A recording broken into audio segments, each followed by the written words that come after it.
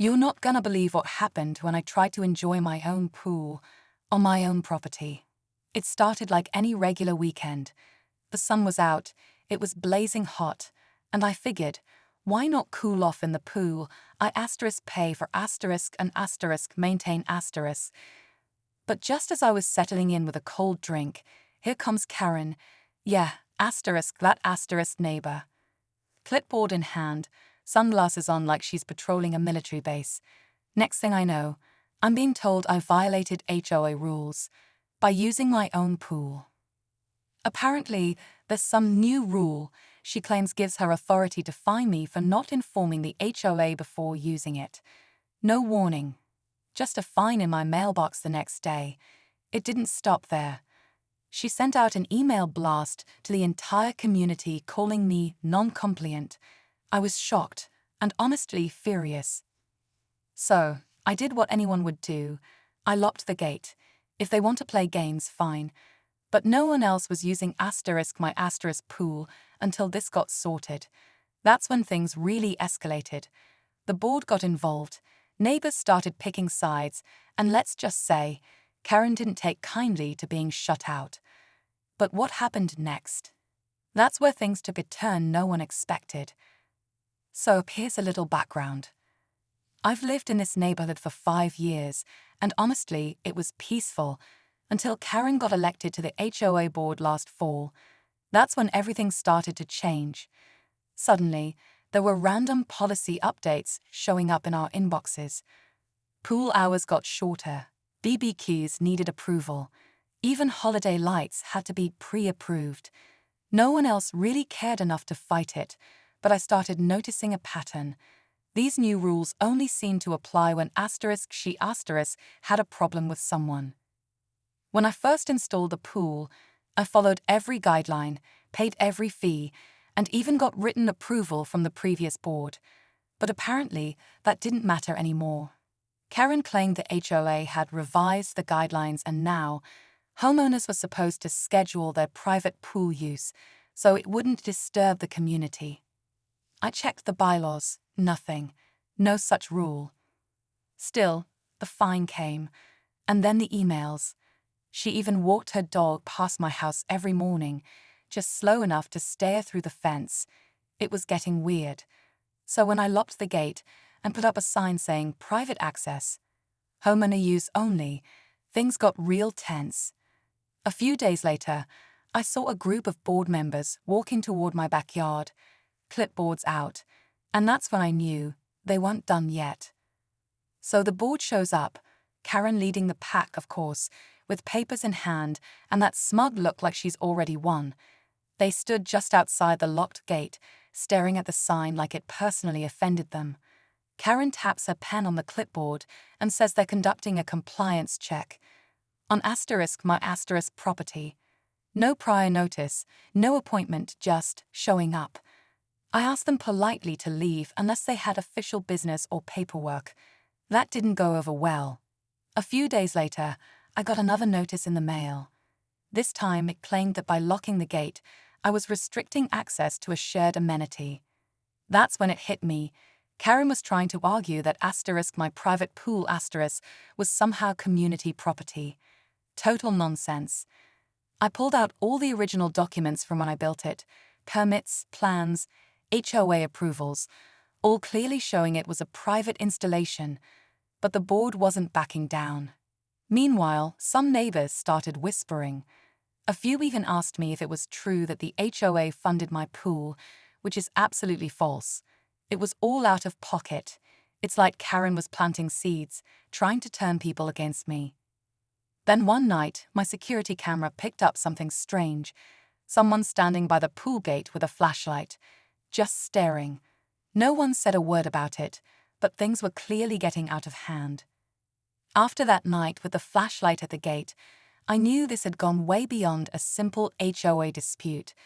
I started checking my cameras more often, and sure enough, every couple nights, someone would walk by slow, sometimes stopping to look over the fence, never saying anything, never doing anything, just watching. Meanwhile, Karen doubled down. She called a special meeting with the board and invited select neighbors, people she was close with. I wasn't notified. I only found out because one of the quieter neighbors slipped me a heads up. They were supposedly reviewing property boundary concerns and reassessing amenity classifications, basically trying to reframe my private backyard pool as a shared resource. Then came the biggest move yet. I got a certified letter.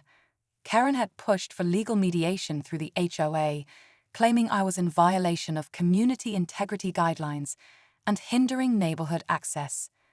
The wording was vague, but the message was clear.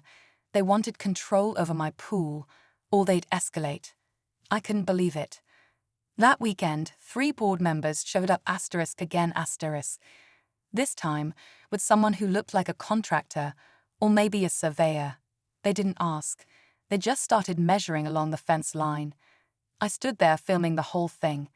Tension was thick, and just when I thought it couldn't get more intense, Karen walked up, smiled, and said, "Enjoy it while you still can." I stood there frozen for a second, trying to process what Karen had just said. Enjoy it while you still can. It wasn't just a threat. It sounded like she knew something was coming. And that's when the second twist hit me. That night, I got an alert from the county website. A public notice had been filed, against my property. Karen, through the HOA, had submitted a request for a zoning review, claiming my pool was in breach of setback limits and possibly encroaching on communal land.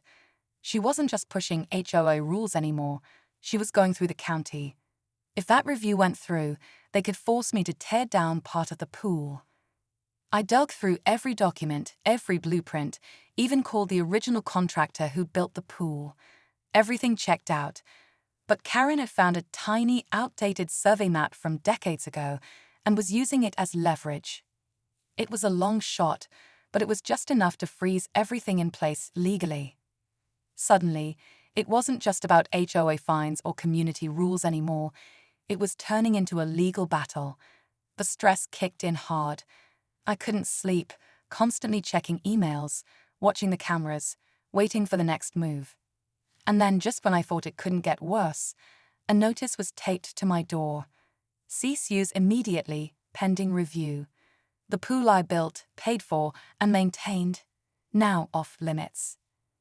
I stared at that cease use notice on my door, heart pounding. After everything, Karen's fake rules, the fines, the meetings behind my back, even the zoning stunt, now they were officially shutting down my pool. I knew I had to act fast. I gathered every document I had, permits, emails, the original survey, board approvals, and booked an appointment with a real property attorney. Within 2 days, I had a response filed with the county, complete with proof that my pool met every legal requirement. Then came the showdown. The HOA called an emergency hearing, and this time I made sure to attend. I brought my lawyer, copies of the documents, and printed timestamps from my security footage showing the board trespassing and taking unauthorized measurements. When I laid it all out, calmly but clearly, you could feel the room shift.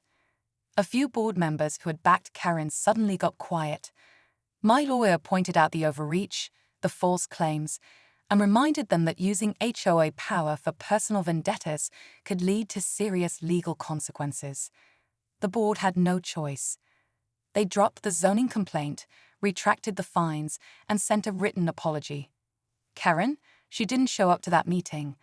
But here's the twist. 2 weeks later, she resigned from the board and listed her house for sale. And guess what? I finally enjoyed my pool again, no clipboard in sight.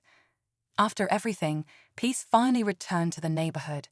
With Karen gone, the HOA board held new elections, and this time, people actually showed up and voted. A few neighbors even apologized for believing the rumors. Turns out, once Karen was off the board, a lot of her rules magically disappeared too. No more surprise fines, no random inspections, and definitely no weird flashlight visits at night. The best part, I got to enjoy my backyard again without stress. The pool, which had turned into a symbol of control and conflict, became what it was meant to be, my space to relax. I even invited a few neighbors over to show there were no hard feelings. It felt good to finally put the drama behind me. Looking back, the whole situation taught me something important. Don't let intimidation or fake authority push you around, especially when you know your rights. HOA rules are one thing, but power trips are another. And trust me, having your paperwork in order is your best defense. So yeah, I beat the HOA Karen at her own game, and all I had to do was stand my ground, stay calm, and keep everything documented. Now, I've got my pool, my peace, and my weekends back.